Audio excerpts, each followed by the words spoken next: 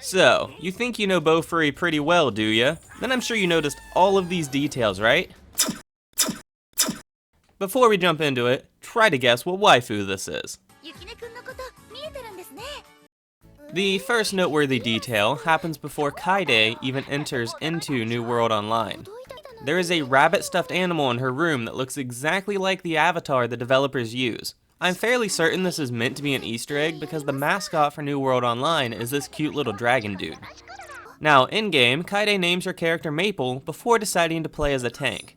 And a lot of you probably got this one, but in case you didn't, Frederica, Drag, and Pain were all introduced way back in episode 1, just after Maple enters the game. A few moments later, Maple unlocks the passive skill Absolute Defense, which doubles vitality but makes all other stat increases cost 3 times as many points. If you stop and think about it, that is absolute horrible game design. Accidentally acquiring this skill would completely ruin your build on any character that doesn't want max defense. Then later on, while eating the poison dragon, Maple says that the dragon tastes bad. This is obviously entertaining and funny, but I mean, why is she swallowing it? She could just bite off a chunk and spit it out. It's not like she knew she needed to swallow it in order to gain the abilities. Well, the dragon didn't taste very good, so Maple decides to try eating some bugs instead, which is how she unlocks the completely busted Devourer skill. Being fully geared up, she is now ready for the Battle Royale to begin, where we once again see Frederica and Drag. As the tournament begins, Maple decides it's best to let enemies come to her, so she begins drawing pictures on the ground while she waits. I'm willing to bet you were too busy watching Maple slaughter hundreds of people to realize that at some point she finished her first drawing and began working on another. Maple easily secures herself 3rd place in the Battle Royale, then we get our very first glimpse at Kasumi during Maple's interview. Next day at school, Kaide is telling Risa all about her adventures as Maple, and Risa tells Kaide not to be afraid to throw away her shield in order to save her life. I'm sure that advice isn't important at all and definitely won't come up again in the future. Anyhow, it's definitely impressive that Maple killed 2,028 people during the tournament, but she only got 3rd place. I can't help but to wonder how many kills Pain and Dread were able to rack up. Then, last thing I want to mention for episode 2 is that this CGI looks fantastic. Kicking off the next episode, we are immediately shown this scene between Risa and Kaide. In the background, we can see that Risa has 5 different gaming consoles, not including her computer. She has a PS4, a Nintendo Switch, some Atari-looking thing, Skylanders, and the new Xbox Series X, which releases later on this year.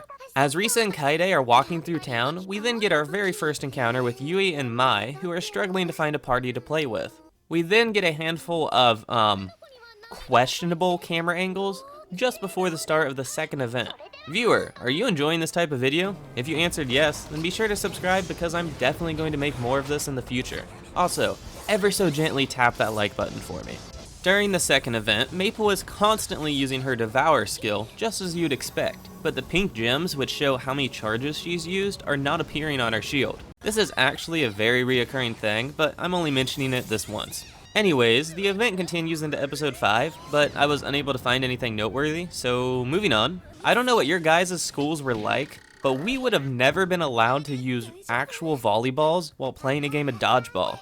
Then I think it's interesting how there's a crate of weapons and scrolls inside this guild house, even though nobody owns it yet. After that, we get officially introduced to Mai and Yui, as Maple invites them to join the guild. Next up in episode 7, similar to Maple's Absolute Defense skill, Mai and Yui unlock the Conqueror skill, which is another example of horrible game design for a skill that you automatically unlock.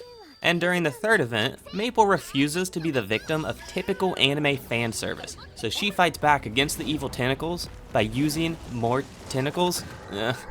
This fierce battle continues, but Maple ends up being swallowed by the monster while Syrup just stands back and watches.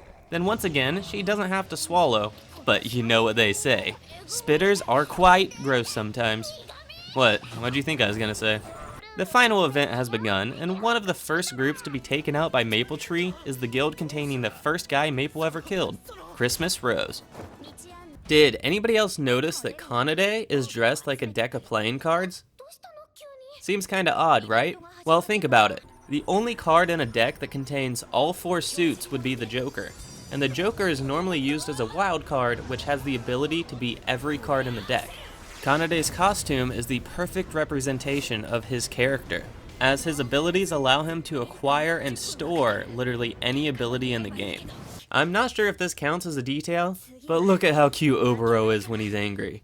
Next, Maple leaves the base to save Sally, which opens up an opportunity for Dread to steal Maple Tree's orb. Mai and Yui do their best to defend, but overall it's a losing battle, but we get this sweet scene where Mai throws her hammer and Yui catches it. The problem is that Yui has 0 agility, so there is no way she would have been able to move quick enough to get over there in time. Mai and Yui end up dying, but Maple makes it back just in time to save the orb.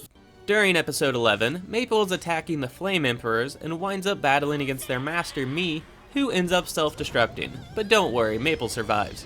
Then we get a glimpse of all the dead players, where you can once again see the Great Christmas Rose. After that, the legendary showdown between Pain and Maple begins. It's an epic battle to say the least, with many strong blows being dealt to both sides. But in the heat of the moment, Maple throws down her shield and uses counter. As I pointed out earlier on in this video, this was foreshadowed way back in episode 2 by Risa. So the Clash of the Titans is over and Maple stands victorious. And an unknown amount of time later, we see all of our favorite characters at Maple Tree's Guild having a party. If you pay close attention, you will notice a bunch of decorations are based off of Maple's greatest achievements, such as the Kraken, the Hydra, that giant ice bird thing, and even Oboro and Syrup. Then I just want to point out that we never got to see a view from the top of the guild house, and I just find that to be extremely disappointing. I'm sure you're not interested in cool looking anime posters, so be sure not to click the link above or in the description below. Then, were you able to guess what waifu this is? It's Hiyori from Noragami. What's that? You've watched all 5 anime I just talked about? Then click one of these other videos that's on screen now. Thanks for watching everyone, and I hope to see you next time.